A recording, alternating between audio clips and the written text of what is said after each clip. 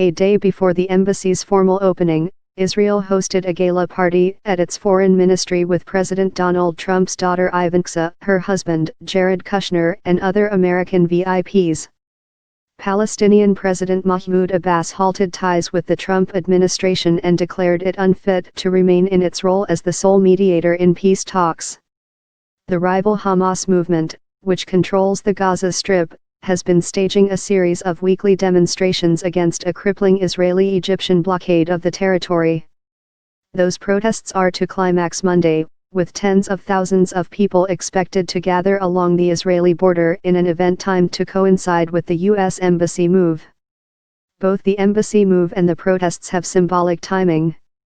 Trump has said the opening is meant to coincide with the 70th anniversary of Israel's establishment.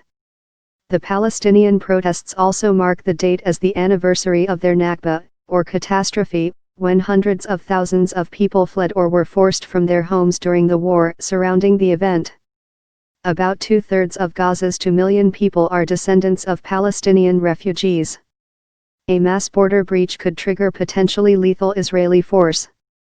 42 Palestinians have been killed and over 1,800 have been wounded by Israeli fire since the weekly protests began on March 30. The UN, European Union, and rights groups have accused Israel of using excessive force against unarmed protesters. Israel says it is protecting a sovereign border and accuses Hamas of using the unrest to plan and carry out attacks. Marchers have thrown stones and burned tires at the fence and flown flaming kites over it to try to set Israeli fields on fire. On Friday, a Palestinian crowd attacked the main cargo crossing between Israel and Gaza, disrupting shipments of cooking fuel, gasoline, and building materials, and causing millions of dollars in damage. Israeli officials said it could take weeks or months to repair the crossing. Unfortunately, the crossing is closed today and will remain closed until the foreseeable future due to severe damage caused by Palestinian rioters, said Lieutenant Colonel Jonathan Conricus, a military spokesman. It is still unclear how long it will take to fix and replace the necessary parts.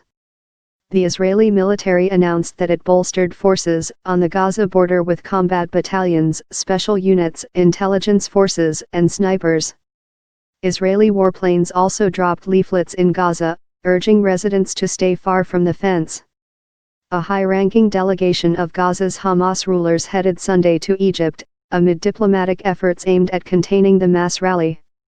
But one of the Hamas participants, Khalil al-Hayya, said there were no breakthroughs and the march would go on as planned Monday.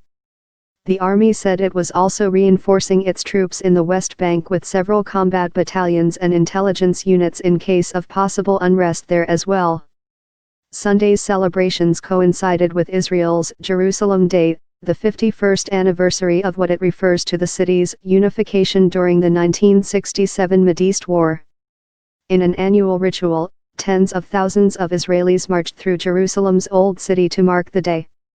Revelers sang, danced, and waved Israeli flags.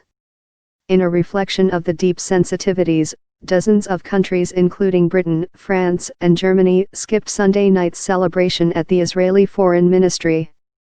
Netanyahu, who frequently clashed with President Barack Obama, has found a welcome partner in Trump. The new administration has lined up solidly behind Netanyahu in his dealings with the Palestinians and delighted him last week when it withdrew from the international nuclear deal with Iran, Obama's top foreign policy achievement. Addressing the crowd Sunday evening, Netanyahu said Israelis would be eternally grateful for Trump's decision on Jerusalem.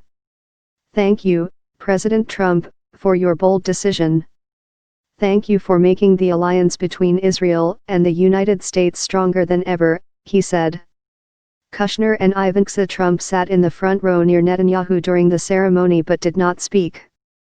Netanyahu called their presence a national and international statement that touches our hearts.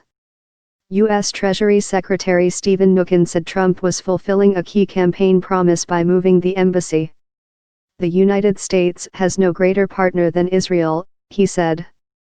Jeremy Ben-Ami, president of J Street, a liberal pro-Israel group in the U.S., expressed concern that the embassy move would backfire. He accused the White House of putting the interests of a small group of hardliners ahead of the larger interest of promoting peace with the Palestinians. Making a move like this removes the U.S. as a credible mediator, he said. The Palestinian ambassador to Washington sharply condemned the relocation of the U.S. Embassy in a statement Sunday. Tragically, the U.S. administration has chosen to side with Israel's exclusivist claims over a city that has for centuries been sacred to all faiths, said Hussam Zomlot.